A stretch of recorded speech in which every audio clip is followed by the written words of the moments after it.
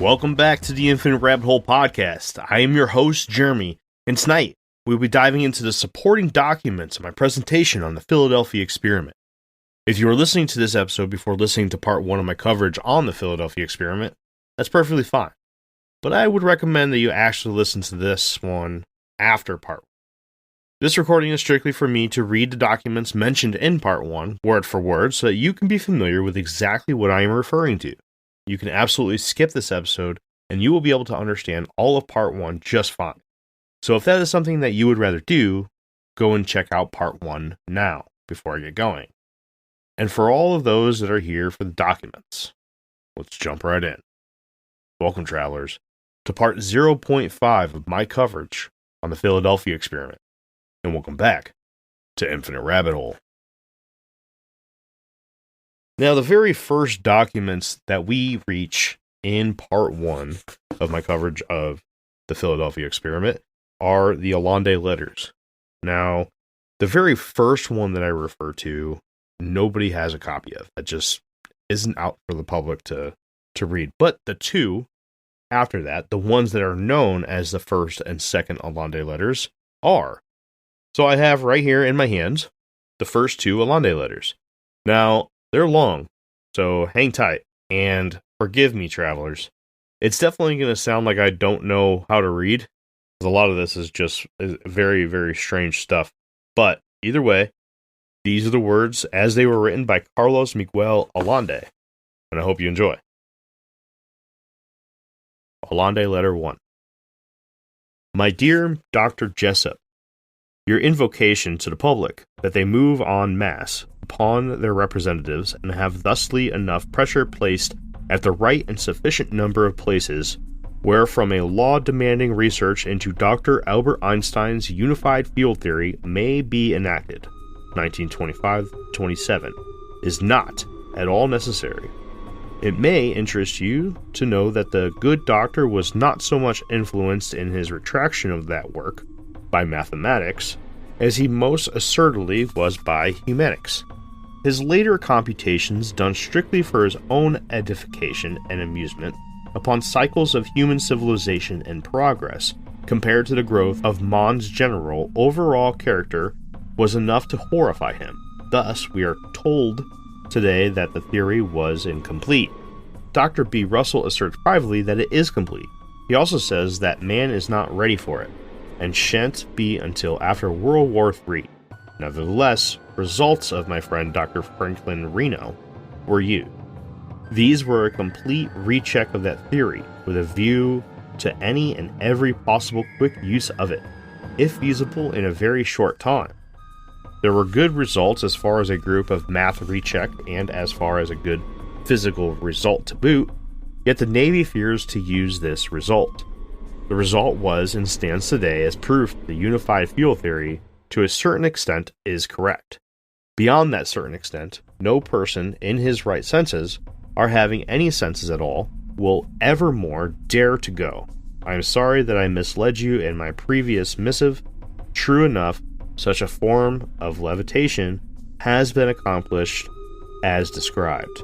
It is also a very commonly observed reaction of certain metals of certain fields surrounding a current, this field being used for that purpose. Had Faraday concerned himself about the mag field surrounding an electric current, we today would not exist, or if we did exist, our present geopolitical situation would not have the very time-bombish ticking off towards destruction atmosphere that now exists.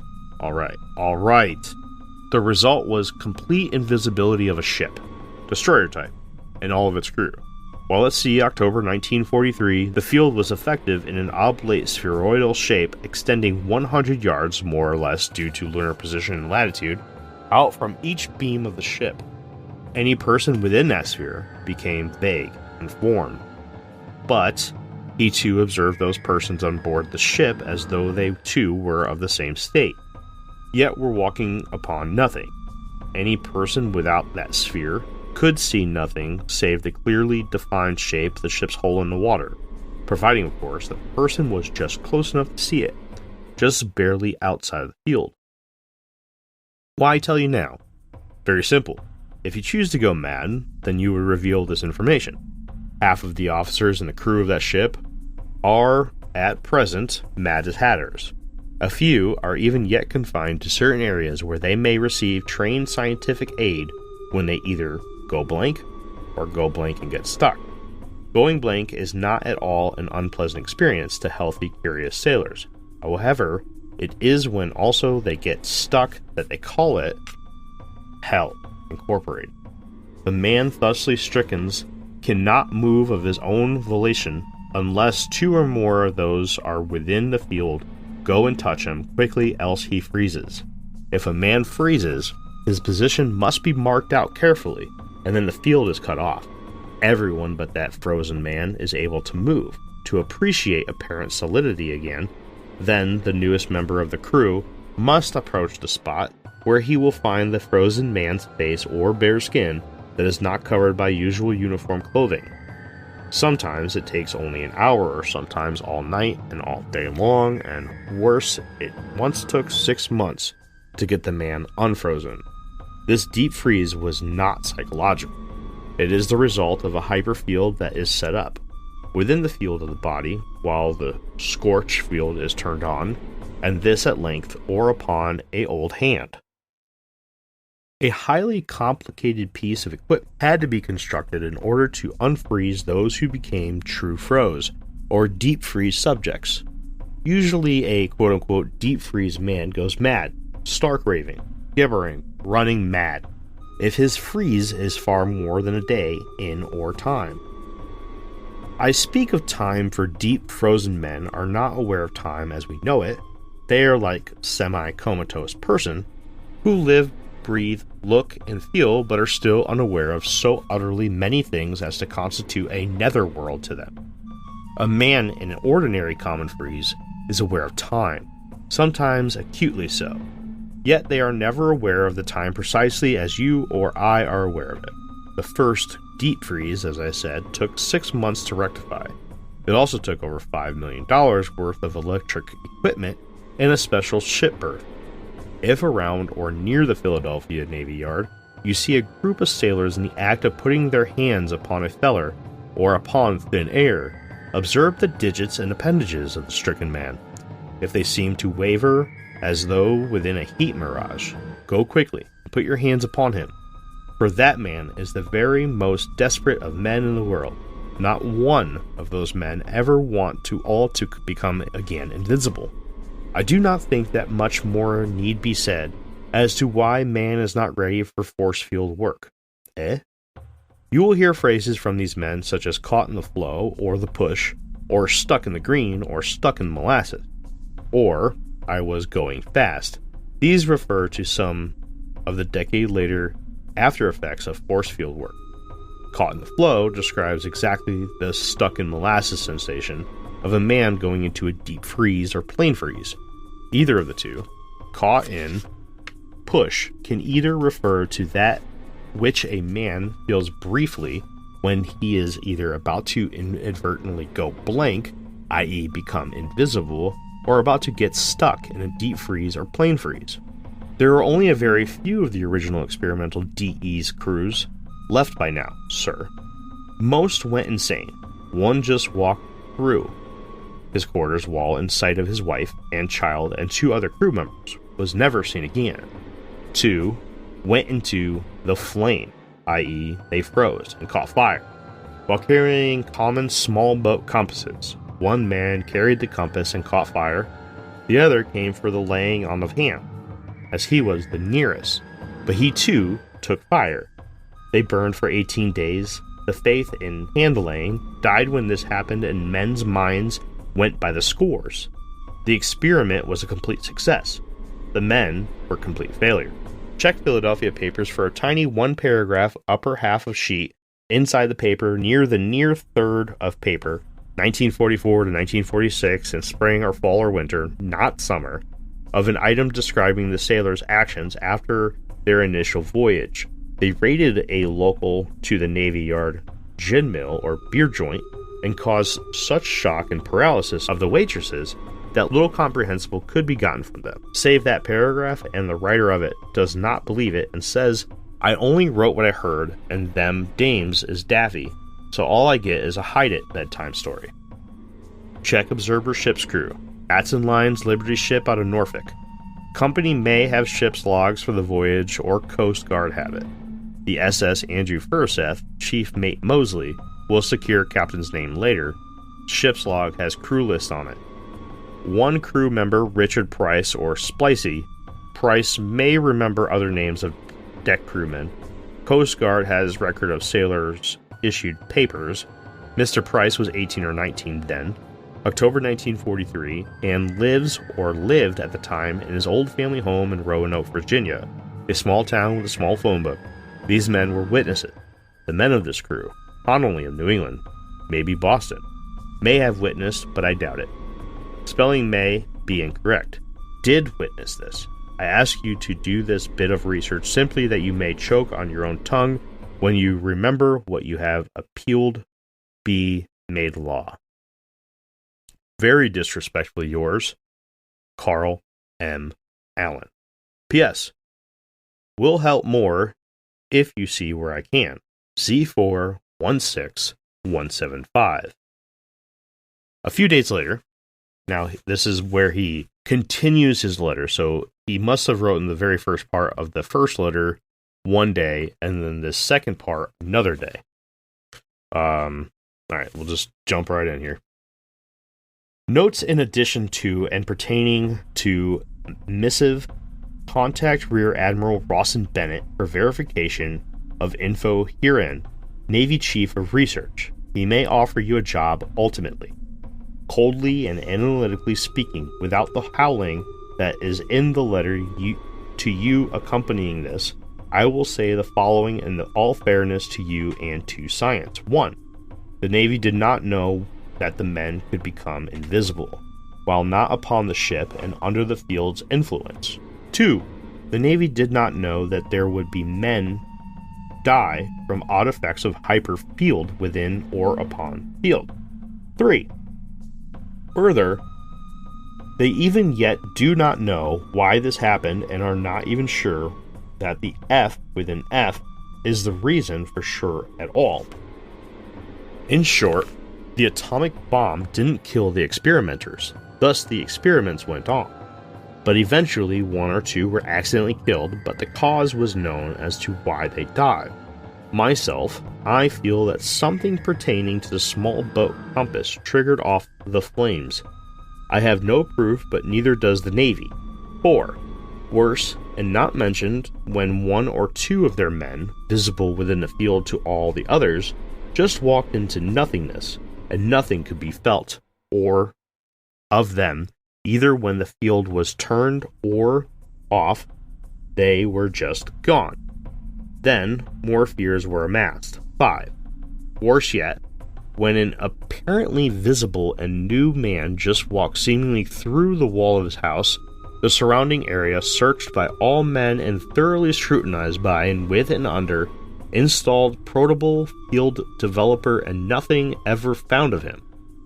So many fears were by then in effect that the sum total of them all could not ever again be faced by any of those men, or by the men working at and upon the experiments.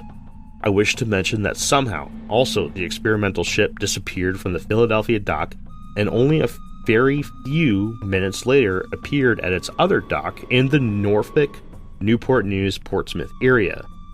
This was distinctly and clearly identified as being that place, but the ship then again disappeared and went back to its Philadelphia dock in only a very few minutes or less. This was also noted in the newspaper, but I forgot what paper I read it in, or when it happened. Probably late in the experiments. May have been 1946, after experiments were discontinued. I cannot say for sure. To the Navy, this whole thing was so impractical due to its morale-blasting effects, which were so much so that efficient operation of the ship was drastically hindered, and then after this occurrence, it was shown that even the mere operation of a ship could not be counted upon at all. In short, ignorance of this thing bred such terrors of it, that on the level of attempted operations, with what knowledge was then available, it was deemed as impossible, impractical, and too horrible. I believe that had you then been working upon and with the team that was working upon this project, with yourself knowing what you now know, that the flames would not have been so unexpected, or such a terrifying mystery. Also, more than likely, I must say, in all fairness, none of these other occurrences could have happened without some knowledge of their possibility of occurring. In fact, they may have even been prevented by a far more cautious program and by a much more cautiously careful selection of personnel for ship's officers and crew. Such was not the case. The Navy used whatever human material was at hand, without much, if any, thought as to character and personality of the material. If care, great care is taken, in selection of ship and officers and crew, and if careful indoctrination is taken along with careful watch over articles of apparel, such as rings, watches, and identification bracelets, and belt buckles, plus and especially the effect of a hob-nailed shoes or cleated shoes, U.S. Navy issue shoes, I feel that some progress towards dissipating the fear-filled ignorance surrounding this project will be most surely and certainly accomplished. The records of the U.S. Maritime Service House, Norfolk, Virginia, for graduated seamen of their schools will reveal who was assigned to SS Andrew Furseth for a month of either late September or October 1943. I remember positively at one other observer who stood beside me when tests were going on. He was from New England. Brown, blonde curly hair, blue eyes. Don't remember name. I leave it up to you to decide if further work shall be put into this or not. And write this in hopes there will be. Very sincerely, Carl M. Allen. So that is the first of the Allende letters. I apologize if it sounds like I don't know how to read. I will say one thing. This gentleman, Carlos Allende, he puts punctuation in very weird places, underlines really weird things, makes certain things very bold, capitalizes words in the middle of sentences that don't need to be capitalized for any way, shape, or form. And it is just a very, very difficult read. The next one is about the same length, maybe a little bit shorter. We'll go ahead and jump right into it now. But this is the second Allende letter. Or actually, it's the third one, commonly known as the second one. Dear Mr. Jessup, having just recently gotten home from my long travels around the country, I find that you had dropped me a card. You asked that I write you at once, and so after taking everything into consideration, I have decided to do so. You asked me for what is tantamount to positive proof of something that only duplication of those devices that produced this phenomenon could ever give you. At least, were I of scientific bent, I presume that were I of such a curiosity about something, the which has been produced from a theory that was discarded 1927 as incomplete. I am sure that I would be of such a dubiousness that I would have to be shown those devices that produce such a curious interaction of forces and fields. In operation and their product, Mr. Jessup, I could never possibly satisfy such an attitude. The reason being that I could not, nor ever would the Navy Research Department, then under the present boss of the Navy, Burke, ever let it be known that any such thing was ever allowed to be done. For you see, it was because of Burke's curiosity and willingness and prompting that this experiment was enabled to be carried out. I proved a white elephant, but his attitude towards advanced and ultra-advanced types of research is just the thing that put him where he is today, or at least, to be sure, it carries a great weight. Were the stench of such an experiment results ever to come out, he would be crucified. However, I have noticed that through the ages, those who have had this happen to them, once the vulgar passions and caused the reaction have called off and further research openly carried on, that these crucified ones achieve something akin to sainthood. You say that this is the greatest importance. I disagree with you, Mr. Jessup. Not just wholeheartedly, but vehemently. However, at the same time, your ideas and your own sort of curiosity is that of mine own sort, and besides, My disagreement is based upon philosophical morality and not upon the curiosity which drives science so rapidly. I can be of some positive help to you and myself, but to do so would require a hypnotist, sodium pentanol, a tape recorder, and an excellent typist secretary in order to produce material of real value to you. As you know, one who is hypnotized cannot lie, and one who is both hypnotized and given truth serum, as it is colloquially known, could not possibly lie at all. To boot, my memory would be thus enabled to remember things that my present consciousness cannot recall at all, or only barely and uncertainly, that it would be of far greater benefit to use hypnosis. I could thus be enabled to not only recall complete names, but also addresses and telephone numbers, and perhaps the very important Z numbers of those sailors whom I sailed with them or even came in contact with. I could too, being something of a dialectician, be able to thusly talk exactly as those witnesses talked and imitate or illustrate their mannerisms and habitats of thought. Thus your psychologists can figure in advance the surefire method of dealing most successfully with these. I could not do this with someone with whom I had not observed at length, and these men I lived with for about 6 months. So you're bound to get good to excellent results. The mind does not ever forget. Not really, as you know.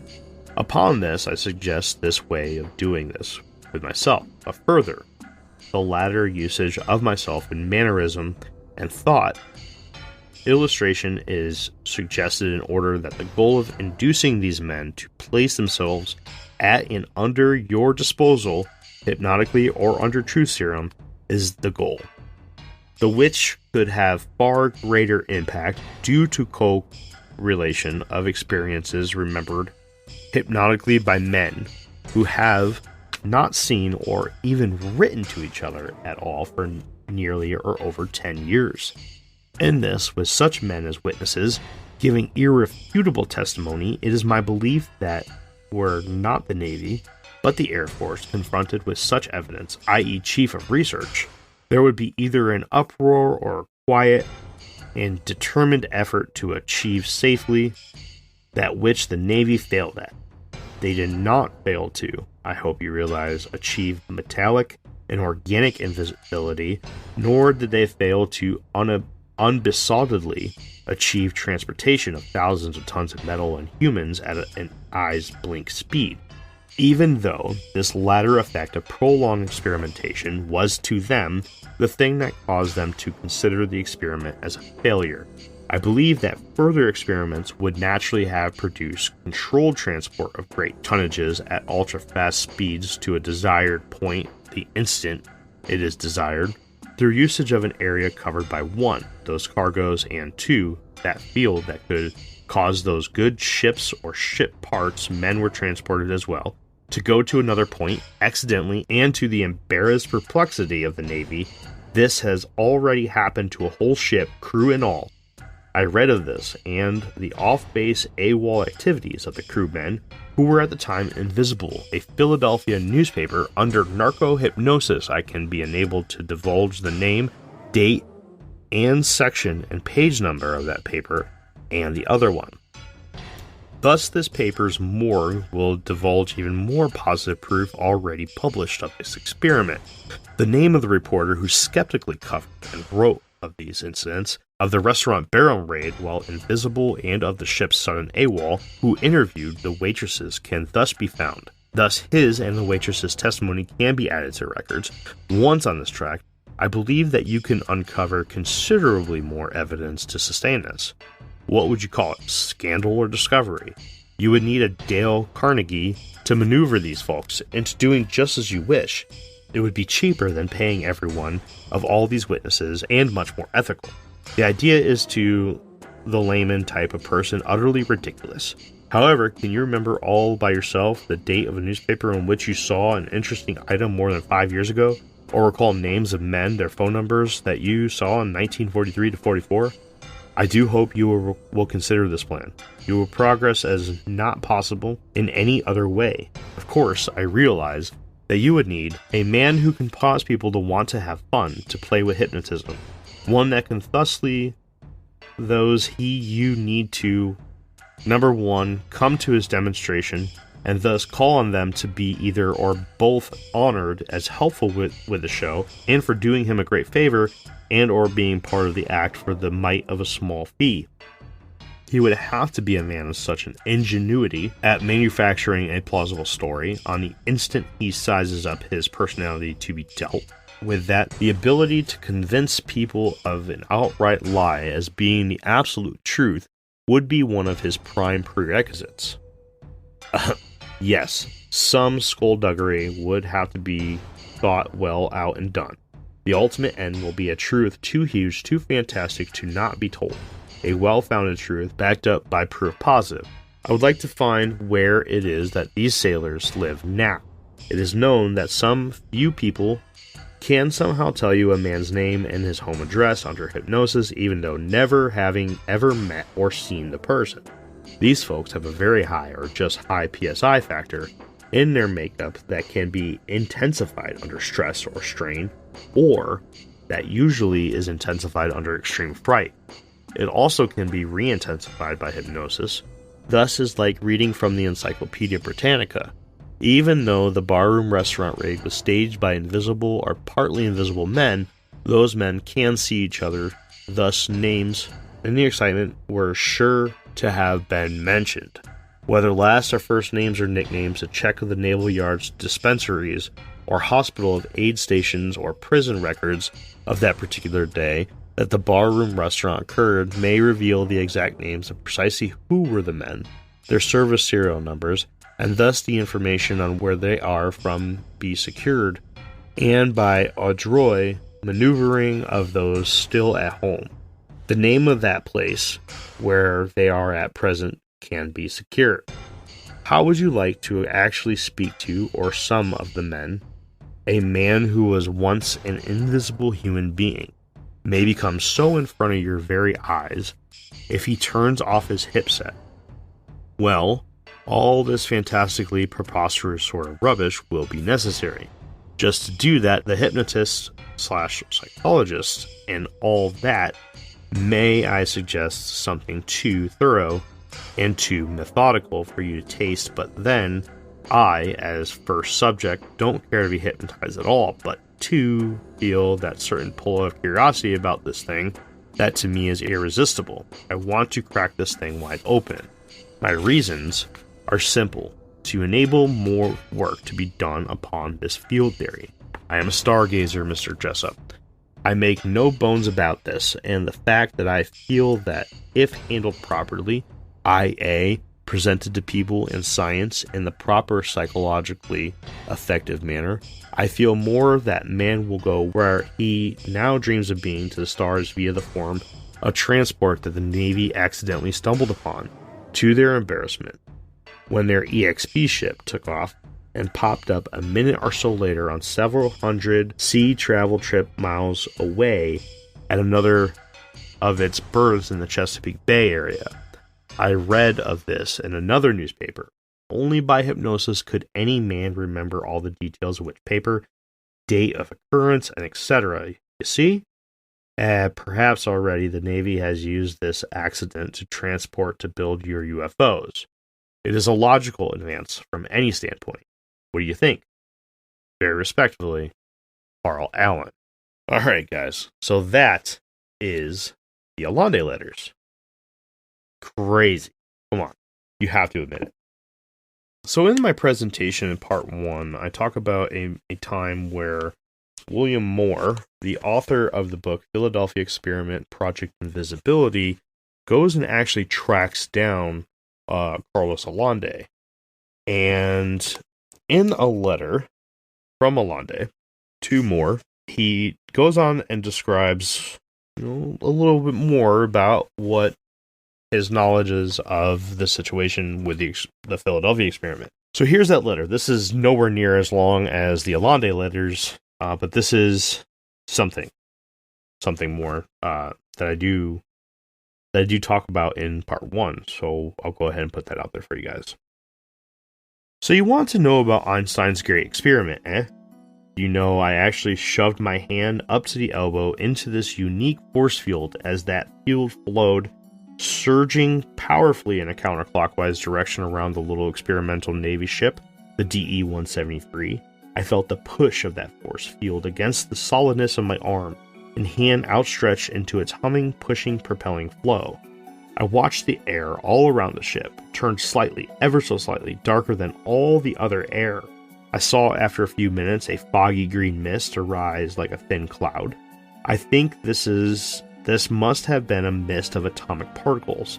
I watched as therefore the DE-173 became rapidly invisible to human eyes, and yet the precise shape of the keel and underhull of that ship remained impressed into the ocean water as it and my own ship sped along somewhat side by side and close to inboards. Yes, today I can tell it, but then who cares? In trying to describe the sounds that the force field made as it circled around the DE-173, it began as a humming sound, quickly built up to a humming whispering sound, and then increased to a strong sizzling buzz, like a rushing torrent. The field had a sheet of pure electricity around it as it flowed. This flow was strong enough to almost knock me completely off balance, and had my entire body been within that field, the flow would have most absolute certainly have knocked me flat on my own ship's deck. As it was, my entire body was not within that force field when it reached maximum strength density, density, and so I was knocked down, but my arm and hand was only pushed backward with the field's flow. Why was I not electrocuted the instant my bare hand touched that sheet of electricity surrounding the field flow? It must have been because I was wearing hip-high rubber sailor boots and a sou'wester coat. Naval ONR scientists today do not yet understand what took place that day. They say the field was reversed. Scientific history, I later came to realize, was made for the first time that day. So that is the first contact that William Moore made with Allende. That is a personal letter, a response to William Moore. The next part that we're going to go over is this official document from the Department of the Navy. This is in response to anybody's inquiries on the Philadelphia experiment. This is what you get. This is the exact document, and I can, as a lot of people who have listened to the show know that I am a veteran of the Navy, I have seen this letterhead hundreds of times. This is very familiar to me. All right, letterhead. Department of the Navy, Office of Information, Washington, D.C., dated 23 July, 1976. Over the years, we have received innumerable queries about so-called Philadelphia experiment or project and the alleged role of the Office of Naval Research, ONR, in it. The frequency of these queries predictably intensifies each time the experiment is mentioned by the popular press, often in a science fiction book. The genesis of the Philadelphia experiment myth dates back to 1955 with the publication of The Case for UFOs by the late Dr. Morris K. Jessup, a scientist with a PhD in astrophysics and a varied career background. Sometime after the publication of the book, Dr. Jessup received a letter by Carlos Miguel Allende, who gave his address as RD No. 1, Box 223, New Kensington, Pennsylvania. In the letter, Allende commented on Dr. Jessup's book and gave details of an alleged secret naval experiment in Philadelphia in 1943. During the experiment, according to Allende, a ship was rendered invisible and teleported to and from Norfolk in a few minutes, with some of the terrible after effects for the crew members. Supposedly, this incredible feat was accomplished by applying Einstein's never-completed unified field theory. Allende claimed that he had witnessed the experiment from another ship, and that the incident was reported in a Philadelphia newspaper. Neither the identity of Allende nor that of the newspaper has ever been established. In 1956, a copy of Jessup's book was mailed anonymously to Admiral Firth, the Chief of Naval Research. The pages of the book were interspersed with handwritten annotations and marginalia apparently made by 3 different persons as they passed the book back and forth among themselves. The notations implied a knowledge of UFOs, their means of motion, and generally the culture of ethos of the beings occupying these UFOs. The book came to the attention of 2 officers then assigned to the ONR who happened to have a personal interest in the subject. It was they who contacted Dr. Jessup and asked him to take a look at this book. By the wording and style of one of the writers of the notations, Dr. Jessup concluded that the writer was the same person who had written him about the Philadelphia experiment. It was also these 2 officers who personally had the book retyped and who arranged for the publication in typewritten form of 25 copies. The officers and their personal belongings have left ONR many years ago, and we do not have even a file copy of the annotated book. The Office of Naval Research never conducted an official study of the manuscript. As for the Philadelphia experiment itself, ONR has never conducted investigations on invisibility either in 1943 or at any other time. ONR was established in 1946. In view of present scientific knowledge, our scientists do not believe that such an experiment could be possible except in the realm of science fiction. A scientific discovery of such import, if it had in fact occurred, could hardly remain secret for such a long time. I hope this provides a satisfactory answer to your inquiry. Sincerely, signed, Betty W. Shirley, Head, Research and Public Inquiries Section, U.S. Navy. In Part 1, I make reference to a New York Times article dated August 31, 1940. This is that article. Reports from Germany that the British are using a secret varnish on their bombing planes to make them invisible at night caused considerable comment and at least one novel explanation here yesterday. Joseph Dunninger, magician and mind reader, holds that their bombers are invisible because of a secret apparatus developed in England by Horace Golden, world-famous magician who died a year ago. The exact nature of this apparatus, said to make a plane in flight invisible either in day or night, was not disclosed by Mr. Dunninger, who asserted that he developed a similar apparatus in this country. Mr. Dunninger said he had demonstrated his apparatus, which made a model battleship invisible, at the United States Department of the Navy in Washington. He declined to explain the principle on which it worked. With his apparatus, he said he could make a battleship completely invisible. The equipment for doing this would weigh only about 1/10 as much as the ship. He said he could see no reason why it could not be applied to airplanes. And for my very last reading on Part 0.5, I have what many to believe is a legitimate photocopy of the article talking about the brawl with the invisible people at a tavern in Philadelphia. Here it is. Several city police officers respond to a call to aid members of the Navy Shore Patrol in breaking up a tavern brawl near the U.S. Navy docks here last night got something of a surprise when they arrived on the scene to find the place empty of customers. According to a pair of very nervous waitresses, the Shore Patrol had arrived first and cleared the place out, but not before 2 of the sailors involved allegedly did a disappearing act. They just sort of vanished into thin air, right there, reported one of the frightened hostesses. And I ain't even drinking either. At that point, according to her account, the Shore Patrol proceeded to hustle everybody out of the place in short order. A subsequent chat with the local police precinct left no doubts as to the fact that some sort of general brawl had indeed occurred in the vicinity of the dockyards at about 11 o'clock last night. But neither confirmation nor denial of the stranger aspects of the story could be immediately obtained. One reported witness succinctly summed up the affair by dismissing it as nothing more than a lot of hooey from them daffy dames down there, who he went on to say were probably just looking for some free publicity. Damage to the tavern was estimated to be in the vicinity of $600. All right, well, that is all that I have for supporting documents in my Part 1 to the Infinite Rabbit Holes coverage of the Philadelphia experiment. If you've listened to Part 1, you're here to listen to the supporting documents. As I said, on the end of Part 1, Part 2 is right around the corner. 2 more weeks, people.